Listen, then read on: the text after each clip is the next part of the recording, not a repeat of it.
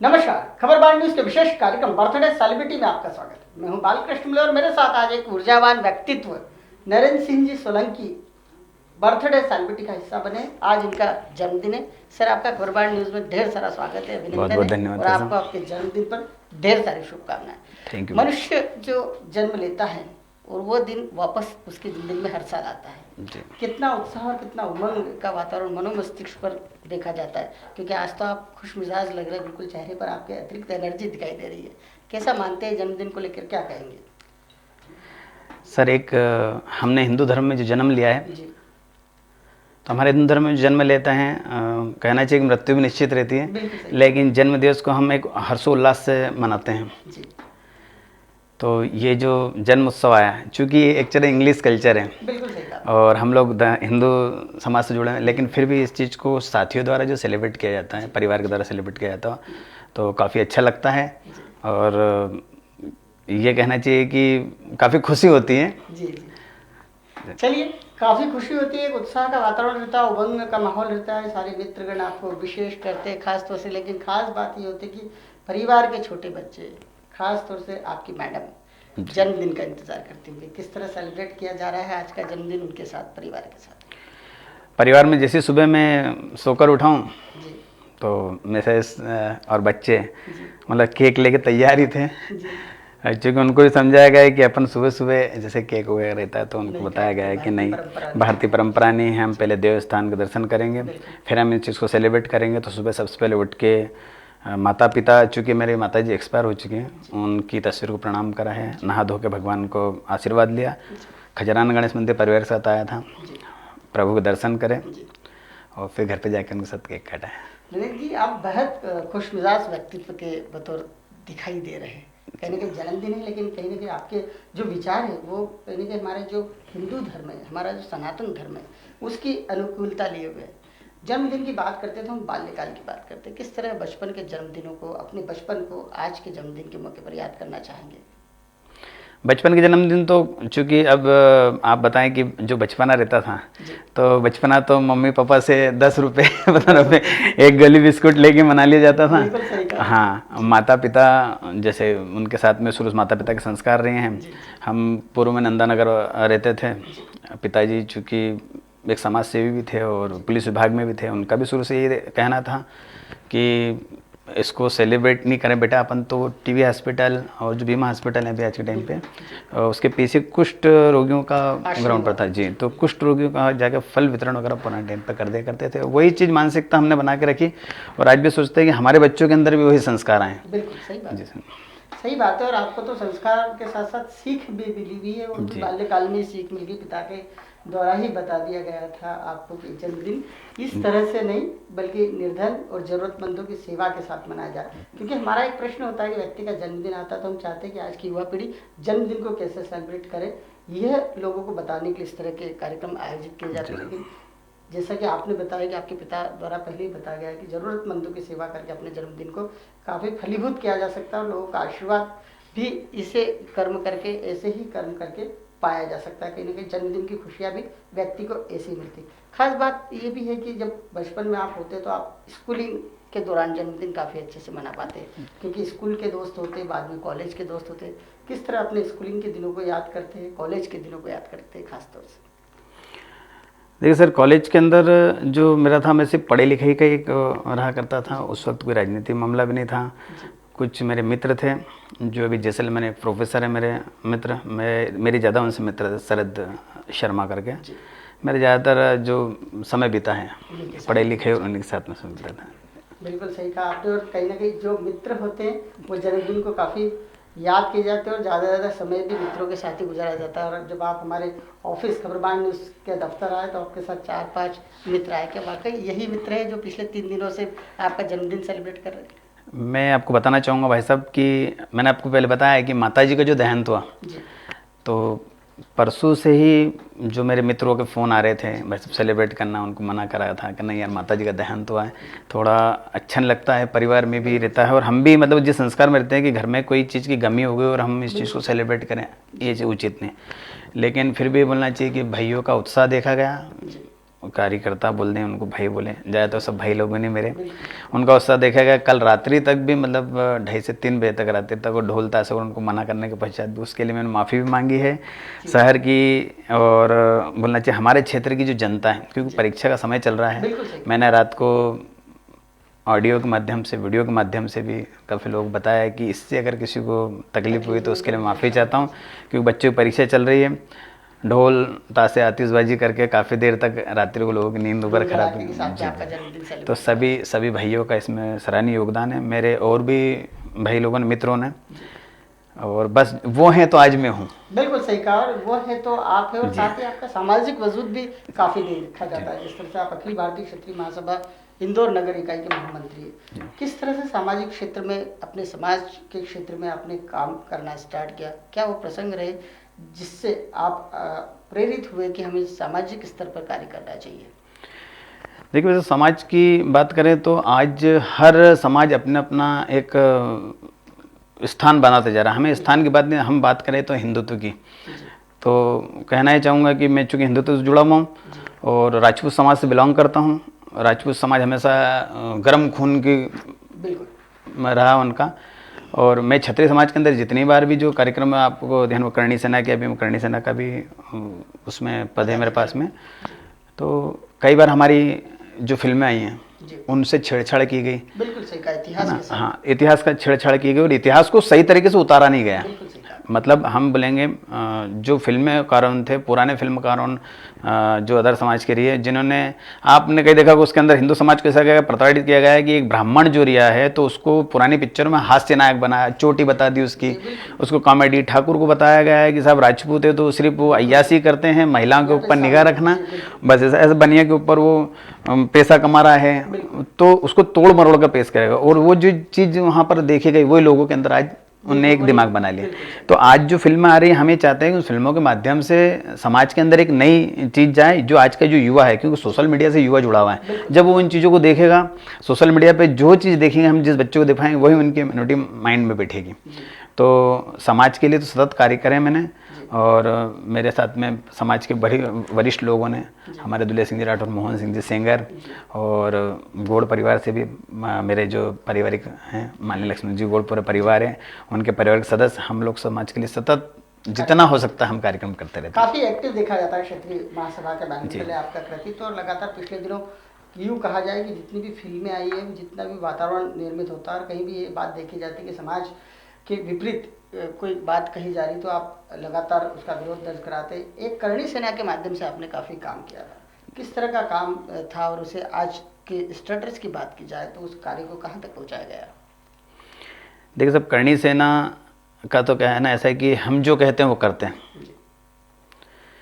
तो चाहे धर्म के प्रति बात हो या समाज के लिए बात हो, अगर कोई भी उसको छेड़छाड़ करने का प्रयास करता है तो संपूर्ण करणी सेना, और मैं तो बोल रहा हूँ सारा हिंदू समाज सड़क पर जो उतर के जो आंदोलन करता है या कार्य करे। जो भी हमने भंसाली जी वाला जो मामला हुआ था, आपने देखा हो भंसाली जी को, उनको एक सूचित किया था भंसाली जी को, ये साहब इस टाइप से आप कार्य न करें, उस पिक्चर को, इस मूवमेंट को तोड़ मोड़ कर पेश न करें। हमारी आराध्य देवी हैं, उनके बारे में आप इस तरह जो तोड़ मोड़ कर फिल्म पेश करेंगे तो इसका आपको विरोध का सामना करना पड़ेगा। उन्होंने सुना नहीं, उन्होंने बाउंसर लगा थे 300, जो हमने चित्तौड़गढ़ के अंदर, हमारे महिपाल सिंह जी मकराना जी करणी सेना अध्यक्ष, उनने भी समझाया था। फिर उनके 300 बाउंसर पुलिस प्रशासन के सामने भी उनकी अच्छी तरह धुलाई की गई है, उनको अच्छी तरह तोड़ा गया है, उनको बताया गया है कि साहब जी अगर इसको आप फिल्मों को जिस तरह तोड़ मोड़ कर पेश करेंगे तो आपका ये हर्ष होगा। हम चाहेंगे कि आप अच्छी फिल्में उतारिए, हम हिंदू तो एक समाज को अच्छा संदेश जाए, और इतिहास को तोड़ मोड़ के ना पेश किया जाए जी, सच्चाई पर केंद्रित हो। समाज के वरिष्ठ जन है, इतिहासकार है, जो सच्चाई को जानते हैं, ऐसे लोगों से कोऑर्डिनेशन करके फिल्म बनाते तो समाज का हित उसमें लगातार दिखाई देता है। नरेंद्र सिंह जी, आप काफ़ी दमदार व्यक्तित्व है, हर लड़ाई में आगे मोर्चा लेते हैं। राम जन्मभूमि का आंदोलन चला देश में, उसमें भी आपने काफ़ी सक्रियता दर्ज कराई। किस तरह का मूवमेंट था, किस तरह आज आपके जन्मदिन के मौके पर एक बड़े अभियान से जुड़ने के व्यक्ति को हमेशा आत्मसंतुष्टि मिलती कि मैं इस आंदोलन से भी जुड़ा रहा, मैं उस आंदोलन से भी जुड़ा रहा। आप एक बड़े आंदोलन से जुड़े रहे जो सार्थकता की ओर है। राम जन्मभूमि ट्रस्ट का गठन हो चुका है, राम मंदिर अब बनने वाला, एक आप कार्यकर्ता, एक स्वयंसेवक के बतौर उसमें हिस्सा ले चुके हैं। आज किस तरह डिफाइन करेंगे? मैं श्रीमान जी राष्ट्रीय स्वयंसेवक संघ से भी जुड़ा हूँ और उस वक्त तो माननीय स्वर्गीय लक्ष्मण सिंह जी गौड़ के माध्यम से मैंने इस राम जन्मभूमि में संघ सेवा के माध्यम से मैंने इसमें भाग लिया था। 6 दिसंबर का जो बाबरी मंदिर का बाबरी ढांचा जो था, एक कहना चाहिए हम तो उसको कलंक टाइप कहेंगे उसको, हमारा देश के लिए, हर हिंदू यही बात हर हिंदू। तो उसमें उसके पूर्व में भी सक्रिय भूमिका लिए दादा के साथ में जाके, और 6 दिसंबर वाले उसमें भी वो बड़ा गर्व महसूस किया है। जब उस ढांचे को ढाया था तो हमने बड़ा गर्व महसूस करा था कि कम से कम हम कुछ नहीं तो भगवान राम के चरणों में इस माध्यम से श्रद्धा सुमन अर्पित करते हैं।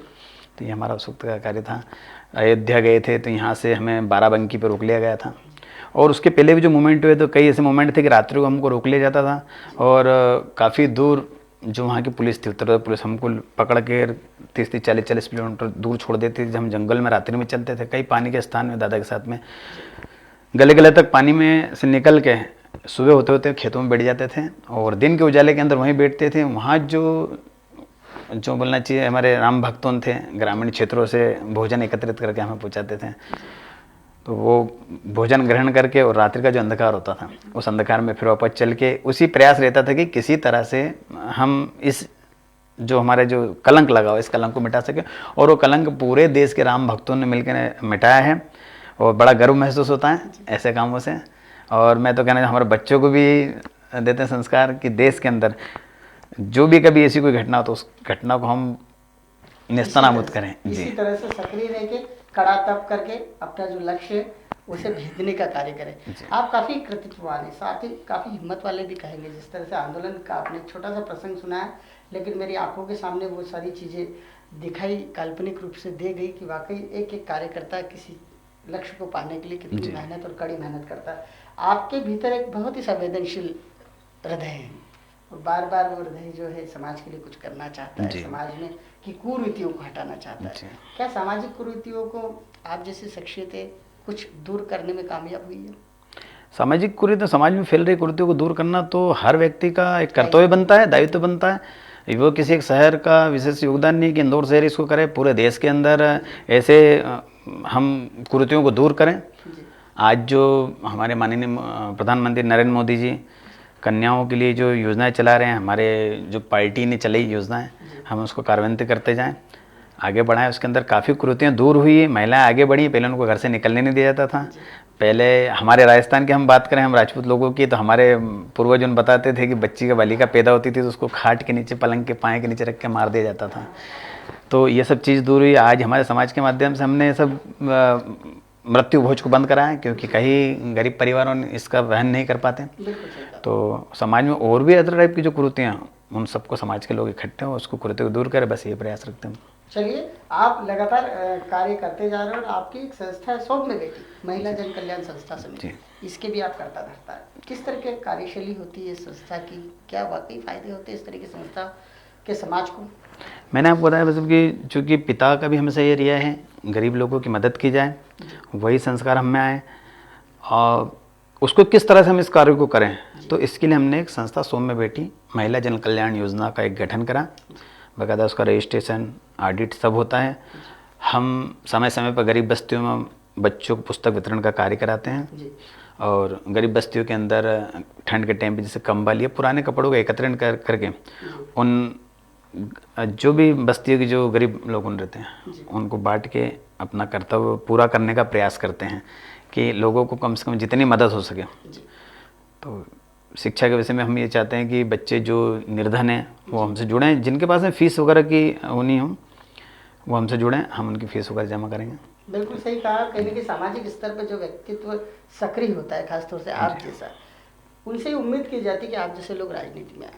आने वाला समय नगरीय निकाय चुनाव का है जी। क्या आपसे उम्मीद की जा सकती है कि आपका भी कोई मन मस्तिष्क बन रहा है कि आप जिस तरह से समाज में एक्टिव हैं, अभी यूँ कहें कि आप दूर से पॉलिटिक्स कर रहे हैं, लेकिन यदि जनप्रतिनिधि बतौर यदि पॉलिटिक्स करें, आप यदि नगर निगम के चुनाव लड़े, तो एक अच्छा नेतृत्व समाज को मिल सकता है, साथ ही हमारे शहर को भी मिल सकता है। क्या आपके दिमाग में कोई ऐसी महत्वाकांक्षा चल रही है कि आप नगरीय निकाय चुनाव में भाग्य आजमाएं?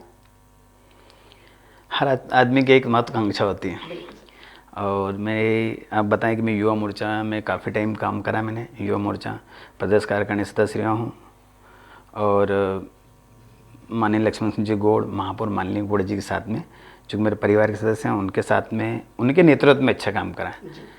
तो बस ये कहना चाहूँगा कि ये उनका दायित्व बनता है कि अगर मेरे में कुछ अच्छी चीज़ें अगर वो देखते हैं और उन्हें लगे कि या हमारे संगठन को लगता है कि मैं उन चीज़ों पे खरा उतर सकूँ, तो वो अगर इस माध्यम से मुझे जो भी दायित्व देंगे उसको पूर्ण करने का प्रयास करूँ। चलिए, आज हमारा कार्यक्रम कहीं ना कहीं सार्थकता की और आगे बढ़ता हुआ हमें भी दिखाई दे रहा है कि खबरबान न्यूज़ ने बर्थडे सेलिब्रिटी एक ऐसा कार्यक्रम स्टार्ट किया जिसे आप जिसे ऊर्जावान व्यक्तित्व को समाज के सामने ज़्यादा से ज़्यादा उनका प्रचार प्रसार किया जा सके, उनके बारे में ज़्यादा से ज़्यादा लोग जान सके, उन्हें पहचान सके, उनके दिलो दिमाग पर आखिर किस तरह का चरित्र चित्रण चलता है, खासतौर से समाज को लेकर वो क्या समाज को देना चाहते हैं, ये सारी बातें हम लोगों तक इस कार्यक्रम के माध्यम से पहुंचाने का प्रयास करते हैं। एक अंतिम प्रतिक्रिया लेना चाहेंगे समाज के युवाओं को, क्योंकि आप तो विभिन्न क्षेत्रों में लगातार सक्रिय, आपने छोटी सी उम्र में यूँ कहे कि बहुत सारे काम किए, सामाजिक क्षेत्र में काम किए, राजनीतिक क्षेत्र में काम किए, देश के जो राष्ट्र स्तर के जो आंदोलन हैं उनमें हिस्सा ले चुके।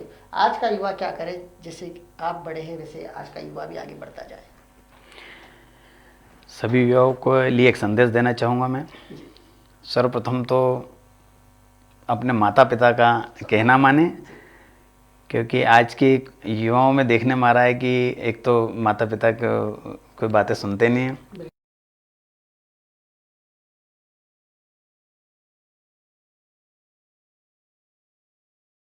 कि चाबी वगैरह जब तक 18 साल की उम्र कंप्लीट नहीं हो जाए उसको देखें। सोशल मीडिया के माध्यम से, सोशल मीडिया के अंदर बहुत अच्छी अच्छी चीज़ें हैं जिनको हम उनसे आगे बढ़ सकते हैं। एक्टिविटी के अंदर भी जैसे टिकटॉक एक्टिविटी वगैरह चल रही है तो उसके अंदर भी संपूर्ण समय उसमें न दें। विदेशी गेम्स वगैरह आते हैं, पबजी वगैरह, जिसमें कई बच्चों मतलब इस संसार जा सकता है, हताश हो गए। तो मतलब सोशल मीडिया के माध्यम से ये कहना चाहूँगा कि उन चीज़ों से आगे बढ़ने का प्रयास करें, उसका गलत तरीके से यूज़ ना करें। चलिए नरेंद्र जी, आपने काफ़ी समसामयिक संदेश अपने जन्मदिन के मौके पर खबरबान न्यूज़ के दर्शकों को दिया। आपके 47वें जन्मदिन पर आपको ढेर सारी शुभकामनाएं। आप इसी तरह आगे बढ़ते रहे और अगली बार जब हम आपसे बात करें तो एक कॉर्पोरेटर के रूप में बात करें। इसी उम्मीद के साथ इस कार्यक्रम को दिए जाते हैं। खबरबान न्यूज़ के स्पेशल सेगमेंट बर्थडे सेलिब्रिटी को आप यूट्यूब पर भी सर्च कर सकते हैं। आज की सेलिब्रिटी में इतना ही, फिर एक नई सेलिब्रिटी के साथ हाजिर होते, तब तक के लिए मैं आज्ञा दीजिए और देखते रहिए ताज़ा तरीन खबरों के लिए खबरबान न्यूज़।